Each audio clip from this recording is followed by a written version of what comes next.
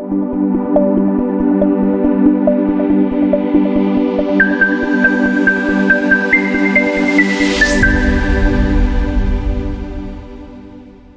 everybody, welcome back to Crafting and Crime Daily. I'm your host, Rebecca, and I recap live trials. Currently covering the trial of Chad Daybell, who is on trial for the murder of Tylee Ryan and JJ Vallow. Those were the children of his current wife, Lorivallow Daybell, and for the murder of his wife, Tammy Daybell, the one he was married to before he married Lori, after he murdered Tammy. This is very confusing, right? I can just imagine if someone doesn't know any of the backstory of this case and they're just tuning in, they're like, what? Yeah. Anyway, also on trial for the conspiracy to commit those 3 murders and insurance fraud. So yesterday was day 20 of this trial. And we heard from I'm crocheting today. Yes, I do all kinds of crafts. I will be live tonight also at 6:30 p.m. Central Time because my bestie, Nikki Sunshine Creates, and I are doing an event. It doesn't start till August 1st. It's a diamond painting event. This is diamond painting here. Just one of the crafts that I do. And tonight we're going to announce the canvases that we will be diamond painting for that event. And you can purchase the same canvas. We have a discount to give you. You can purchase the same canvas and diamond paint along with us. Anyway, enough about that. Let's talk about what happened at this trial yesterday. So, forensic biologist from the Idaho State Police. She's on the stand. First, she has to go through her background, her education, and they always have to ask, is your lab accredited and certified and all that good stuff, just to make sure that everything's on the up and up at this lab. And of course it is. So she had a lot of references. Her job was to analyze DNA. Now, anytime a DNA analyst is on the stand, my eyes glaze over because there's like this, they have to read the results that come across, and they're so boring. It's so boring, and they cannot deviate. It's like a script that they have. They cannot deviate from this script. They're not allowed to say, yes, it was so and so's DNA on such and such. They have to read this whole script that, by 40 septillion, quintillion, million, zillion to 1, it was her. Okay, why don't you just say that? Anyway, so she had molars from Tylee Ryan, and from JJ, she had a tooth. Oh, now she got them. I don't want to know. And then from lorivallow, she had a reference sample. And from Dennis Trahan, she had a reference sample. Now, if you don't remember, Dennis Trahan is JJ Vallow's biological father, the son of Kay Woodcock and Larry Woodcock. Yeah, the grandparents of JJ. In any case, so what they were able to determine is that, yes, Tylee Ryan's DNA Lori was the biological mother of Tylee Ryan. And yes, they were able to say, yes, Dennis Trahan is the biological father of JJ Vallow. They also had reference samples from Chad and Alex and Melanie Gibb, and they had all these different samples. So what she was able to test was some duct tape that was on the black bag that was JJ was inside of. He was inside some white plastic and then the black plastic. So this duct tape that was wrapped around the black plastic is what she found hair and blood samples on, and tissue samples. So she took areas of the black tape that she looked for areas of the black tape that looked like, because duct tape is very hard to cut with scissors, where you take your teeth and you kind of rip it apart. So she was looking for those kind of areas, hoping she would get some like saliva, DNA. So on she was able to find JJ's DNA on that material. But she also tested a hair that was found on that tape. And that came back to Lorivallow Daybell. Nothing from Chad, nothing she tested came back to Chad. But everything she tested came from his property, including there was a chain and pendant. I haven't talked too much about this. Tylee wore this chain and pendant. You can see it on her in photos. This was found just laying on the property. It wasn't buried with her or anything like that. They just found it laying there. So that was tested, and it was negative for blood. So there was really nothing on it that could test for DNA. Then there was a swab from a knife blade that was found in Lori's apartment that also was negative for blood. Then she was given 18 tools from the garage barn on Chad Daybell's property. Shovels and hoes and all that good stuff that I don't know what it is because I don't do any gardening. I do not have a green thumb. I can mow the lawn, but don't ask me to grow anything. Anyway, so all these tools, 10 of the tools she was able to get samples off of. 4 of the tools, she found human remains on 4 of the tools. And she did find Tylee's DNA. Yeah. Anyway, that's it. But no Chad Daybell on anything. So why wouldn't Chad Daybell's DNA be on his own garden equipment? Maybe because Tammy did all the gardening and not Chad? I don't know. Chad just didn't touch the garden tools. Or if he did, he wore gardening gloves. I don't know. He seems to me to be the kind of guy that had gardening gloves. He don't want to get his hands dirty. Yeah. Okay. Next person on the stand was another one of many police officers to take the stand. This guy testified that on January 25th of 2020. Now, everybody is searching for Tylee and JJ in earnest. I mean, everybody in the whole country is looking for Tylee and JJ. There's been these press conferences and all, nobody knows where they're at. So he travels over to Kauai, Hawaii, and staying at this resort was Lori and Chad, and they're out by the pool. They're out there relaxing. So I want to show you the footage. They are served with papers, and let me tell you what's on these papers. The papers say that you have 5 days to produce those children, and if you don't, you're going to jail, that kind of thing. So here's what happens when she's handed the papers. And thank you to East Idaho News. This is where I got the footage from, because if I show you the court footage, you got all 4 screens and it's very difficult to see. But here is what happened from the footage of East Idaho News. Thank you. Hi. How's it going? Are you Kevin Lord? This is all you can, sir. Do you have any questions regarding that?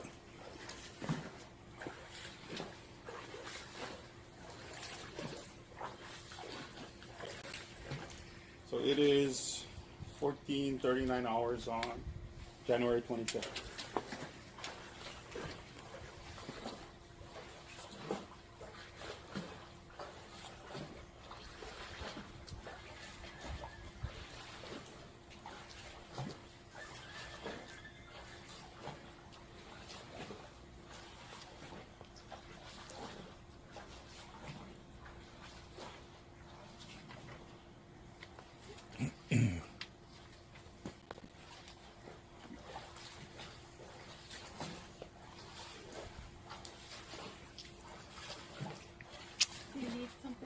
Any questions? You have any questions for that? No? Okay. Okay. All right. Have a nice day. Have a nice day. Interesting, huh? And did you notice? And if you want to rewind, go ahead. Did you notice the book that she was sitting there next to her? Visions of Glory, that book that I downloaded and tried on Audible and tried to listen to. I got an hour into it and my ears were bleeding. I could not listen to any more of it. It was just too much. Too much doctrine and Christian and no, I couldn't. No knee-knocking. This is not a knee-knocking book. Mm-mm. It's one of those books that's written by a guy who had these near-death experiences, and when the book first starts out, it's quite interesting. Um, you hear about some near-death experiences that he had and how these angels came and they saved him, and nobody could see the angels but him, but he was dead, and then he was brought back to life, and then he would have all these visions and blah. But I had to stop listening to it. I just couldn't. I could not. Anyway. Okay. So this is about 2:45 in the afternoon when these Lori and Chad were served with these papers, and she doesn't seem fazed at all, right? She's like, okay, yeah, all right. So then the following day, January 26th, they get a search warrant for Lori and Chad's condo because they're renting a condo out there. And they get a search warrant for their vehicle. And they stop Lori and Chad in their vehicle, believing that they're headed to an airport. Now, I don't know why they think that, but that's what they believe. In any case, there was so much stuff in this vehicle. They couldn't even inventory it. They had to take it back to their police evidence place in Kauai and fully search it. So that particular day, uh, while they're doing like the cursory search of the vehicle, they put Chad in one car, they put Lori in another car, and they're kind of searching, but um, like I said, they took possession of that vehicle. And then, when they were done and they had the vehicle towed away, then they let Chad and Lori out and said, "Bye, see you later. Now we're going to your condo." And they just had to walk away. They didn't with no stuff. Yeah, it was interesting. I watched Nate Eaton, East Idaho News. He was actually out there in Hawaii, and if you want to see the footage of him after all of this goes down, he's following them in the parking lot and like, "Can I interview you?" And they won't talk to him. They wouldn't talk to the police anytime during any of this interaction where their car is being searched. But what was in the car? Let me tell you what was in the car. And I don't know if it was an SUV or a car. I have no idea. But in any case, Tylee's cell phone, and debit card. Tylee's debit card was in there. Tylee's birth certificate, JJ's birth certificate, Tylee and JJ's social security card, 17 copies of Charles Vallow's death certificate. What? Yeah. Some adult bicycles, a JanSport backpack, and a lot of these items, smaller items, were inside of that JanSport backpack. A suitcase, the Visions of Glory book, some envelopes, JJ's iPad, another iPad, an HP laptop, and a MacBook Pro. I wonder which one was Windows and which one was MacBook. You think Lori would have been Windows and I don't I'm a Windows person. My bestie is a Mac person, so but we still get along. Unless we're talking about computers. Then we not so much. Okay. Also, what else? Oh, some paperwork for the condo that they were renting. Anything else? Oh, I forgot the most important thing. $10,500 in cash in an envelope. If you find $1 in my purse, you'll be lucky. But this is back in 2020. I don't know back in 2020 if I carried cash. Like this is right before COVID breaks out. Do you remember what you were doing back in January 2020? We were just going along thinking everything was honky dory, and then 2 months later, March hits and boom, we're all in our house. We're not allowed to leave for a year. Remember that? Yeah. Anyway. So then they went and they searched their condo, and he said they found three things of evidentiary value, wedding bands, and he couldn't remember what the other two things were, so they couldn't have been that significant. But he said that there were no signs that children had ever been in this condo or were in this condo. Because if you've got a 7-year-old, there's going to be signs of a 7-year-old, right? No signs. Then in March, the FBI does a press release. And in this press release, they have this photo that was taken of Tylee, JJ, Alex, Lori. They're all at Yellowstone National Park. Now, this is the last photo taken of Tylee alive. September 8th is when that photo was taken. And that's the day we thought that she passed away, September 8th. So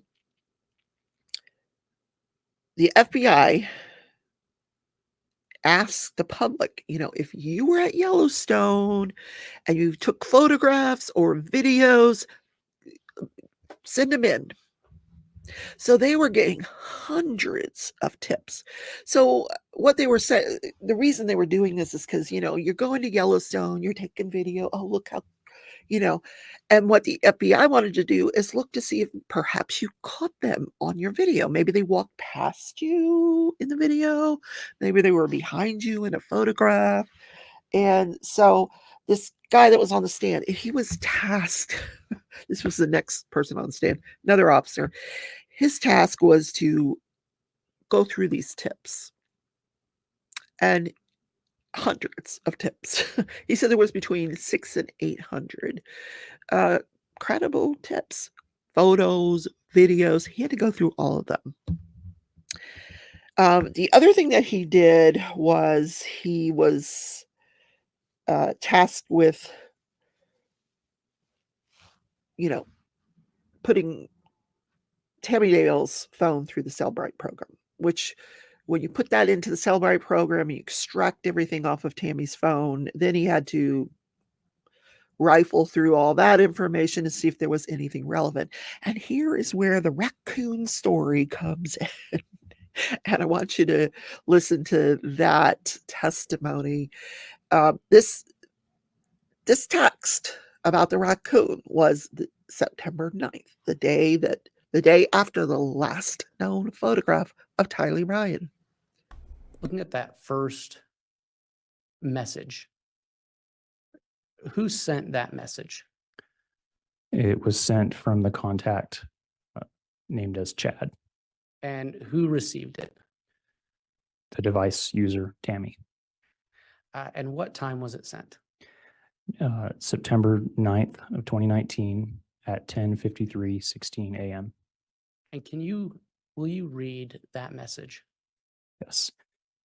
Well, I've had an interesting morning. I felt I should burn all the limb debris by the fire pit before it got too soaked by the coming storms. While I did so, I spotted a big raccoon along the fence. I hurried and got my gun, and he was still walking along. I got close enough that one shot did the trick.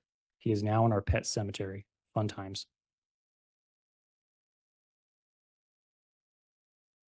The second message, can you look at who sent that message?